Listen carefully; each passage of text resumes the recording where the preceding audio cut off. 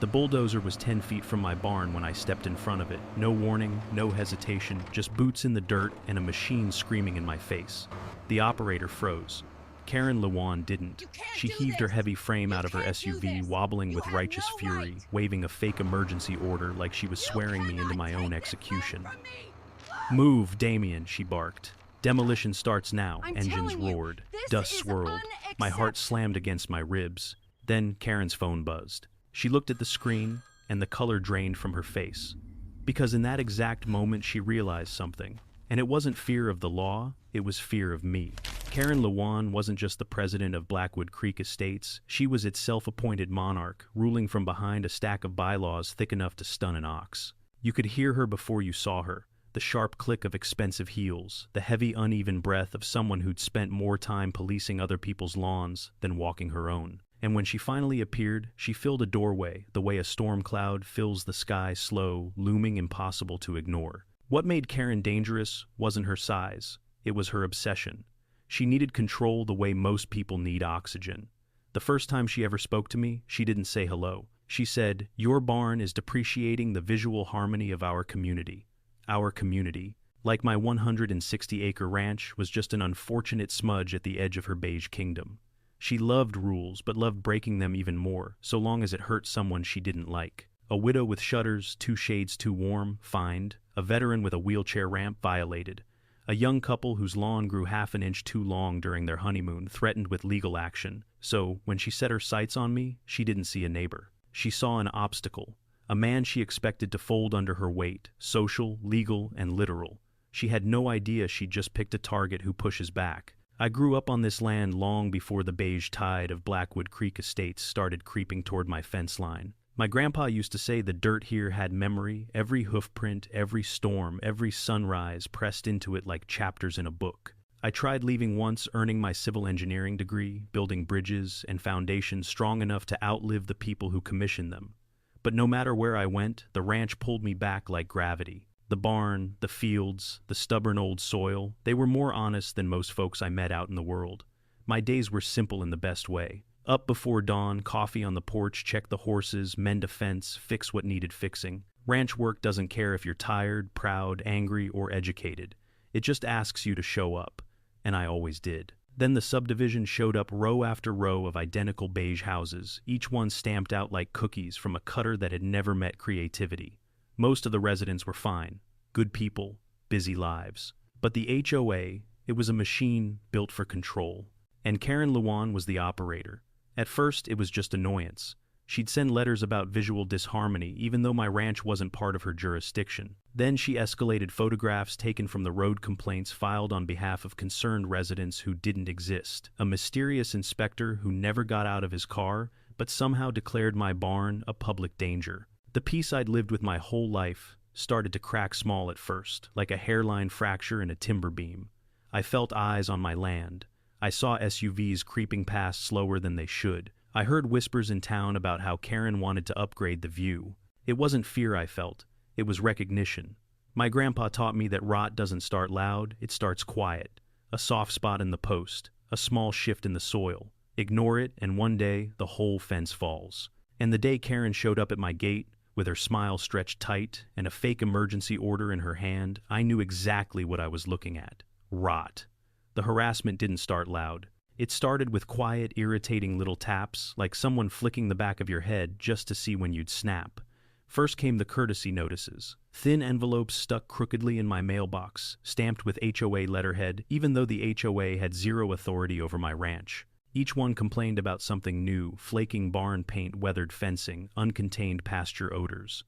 I didn't know pasture odors could be contained, but apparently Karen had discovered a new science. Then came the cars. 2 SUVs, one silver, one navy, parked just outside my property line engines, idling men in polos, pretending not to stare while long-lens cameras clicked.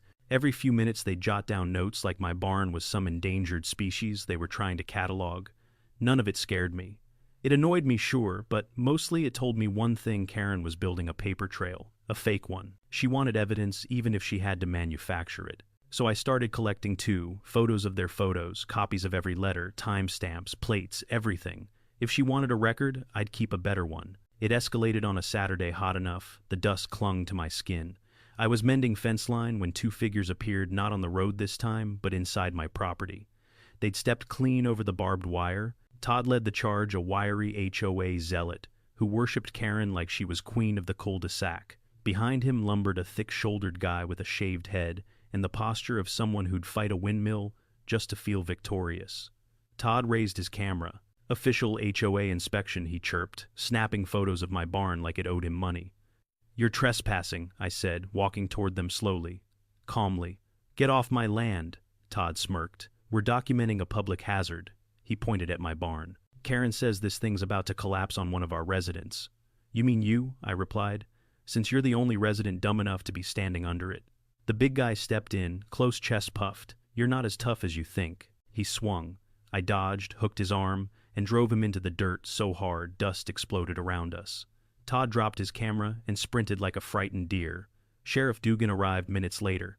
He didn't arrest me. He just looked tired. "Damien," he said, "they want you angry. Don't give them what they came for." I promised I'd try. I didn't promise I'd succeed. The night everything changed was moon bright and silent. Too silent. A shrill, panicked whinny ripped me from sleep. Then the thunder of hooves, fast, uneven, terrified. I bolted outside and nothing but boots and instinct. The pasture gate hung wide open. My gut went cold. I sprinted to the fence by the county highway and found it 2 perfect cuts through the wire top and bottom, clean as surgery. No animal did this. No accident caused this. This was human hands. My horses, Apollo Scout Bell, were crashing through the dark somewhere, running blind toward a road where truckers flew by at night. I shouted their names, tearing across the field. Then I saw headlights bright, bearing down fast. Apollo burst from the trees, eyes wild. A semi rounded the bend. "No!" the truck horn roared. Tires screamed. Apollo froze. But Scout didn't. She slammed into him from behind, knocking him sideways off the asphalt, just as the truck skidded past, missing him by feet, maybe inches. The driver staggered out, cursing loudly, chest heaving. "Your horse almost died?" "And so did I know," I said, shaking. "I know." I herded them back, checked them over, fixed the gate. Then I found it. A deep boot print in the mud. And a torn scrap of blue fabric caught on barbed wire. Karen hadn't just crossed a line. She'd declared war. I called Sheriff Dugan. He came out, took statements, photographed the cuts, the tracks, the fabric. His jaw tightened with each detail. "This isn't HOA nonsense anymore," he said quietly.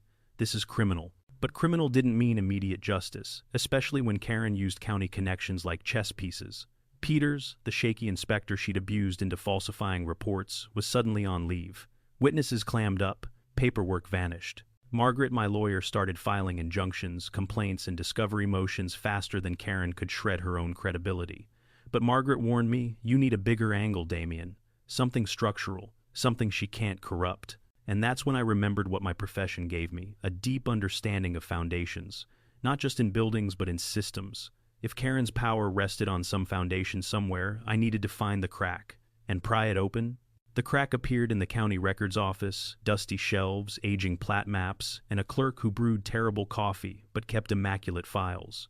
It took hours, but when I found the 1,978 ground lease, my breath stopped. The HOA didn't own the land under its clubhouse, pool, office, or rental townhomes. They'd been tenants for 50 years, and that lease was about to expire. Worse for them and perfect for me, the contract allowed the landowner to renegotiate or terminate entirely. If terminated, ownership of every structure reverted to the landholder. If I bought it, I wouldn't just be Karen's neighbor. I'd be her landlord. I contacted the Alley family heirs to the lease. They agreed to sell, but Karen caught wind. Somehow, her lawyer threatened them, offered triple my price, demanded immediate wire transfer. The sale turned into a foot race. Trevor Hale stepped in with funding. We coordinated the wire down to the minute, 8:33 a.m. My transfer hit first, 8:35 a.m. Karen's arrived and was rejected. 2 minutes. That was all that separated her empire from total collapse. I walked out of the bank, knowing something Karen didn't yet. She thought she'd almost destroyed my foundation, but I had just purchased hers. The morning after the wire transfer, I parked my truck across from the rental townhomes, my townhomes now, and watched panic spread like a brush fire. Residents streamed outside in bathrobes, business suits, half-done hair still wet from showers. Every one of them froze the moment they saw the massive sign Dave and I had planted overnight: new ownership. Rent increased 10 times. All payments to Blackwoodland Holdings, LLC. A man in a BMW nearly rear-ended a mailbox reading it. A woman in slippers held her eviction notice like a death certificate. Another guy FaceTimed his lawyer while pacing in circles. Then Karen's white SUV screeched into view, jolting to a stop sideways like she was sliding into a crime scene. She shoved her heavy frame out of the driver's seat, wobbling as her heels stabbed into the asphalt. Her blouse strained with each furious inhale, and her face was blotchy enough to match her SUV's taillights. She stormed toward the sign, more of a lumbering outrage sway than a walk, and screamed, "Take this down, this is illegal." I leaned against my truck with a coffee in hand. "Morning, Karen. Sleep well?" Her voice cracked with weight and fury. "You can't do this." I held up the deed. I already did. Residents swarmed her, waving notices demanding answers. And for the first time, Karen looked genuinely scared. Karen snatched one of the notices like it might bite her. "This is fraud, Damien, fraud. It's a notice to review tenancy," I corrected, sipping my coffee. "You'd know that if you actually read legal documents instead of bullying people with them." A crowd gathered: 50 residents, then 70, then more. Phones out, cameras rolling, some shouting, others cursing. All of them glaring at the woman who'd fined them over curtains and patio furniture. "Is this real?" A man in a suit yelled at me. "Are you really our landlord?" I raised the deed above my head so everyone could see the county seal. "According to this, yes. Your entire HOA headquarters sits on my land. Clubhouse, pool, townhomes, office, all of it." Gasps, screams. A coffee cup hit the pavement. Karen's voice broke as she pushed through the crowd. "You can't raise rents. You can't threaten eviction. Oh, but you can threaten people with demolition, with fines, with violating their privacy." I stepped closer. "Your authority ends at my fence line." "My authority, however," I pointed at the ground beneath her heels, sinking into the soft dirt, "goes straight under your feet." A man yelled, "So this is your fault, Karen." Another joined in. "What kind of president lets this happen?" Phones live-streamed her humiliation as her face flushed sweat beading across her forehead. Her body wobbled under the weight of a crowd turning hostile. I didn't have to raise my voice. I just dropped the truth. "Negotiations start tonight. Bring your board, bring your checkbook, and bring your humility. You'll need all three." Karen didn't answer. She couldn't.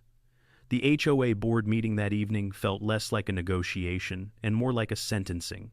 7 board members sat stiffly at a folding table. Karen occupied the center seat, her posture slumped, shoulders sagging under the weight of her collapsing empire. Even the chair complained under her as she shifted, the metal legs creaking.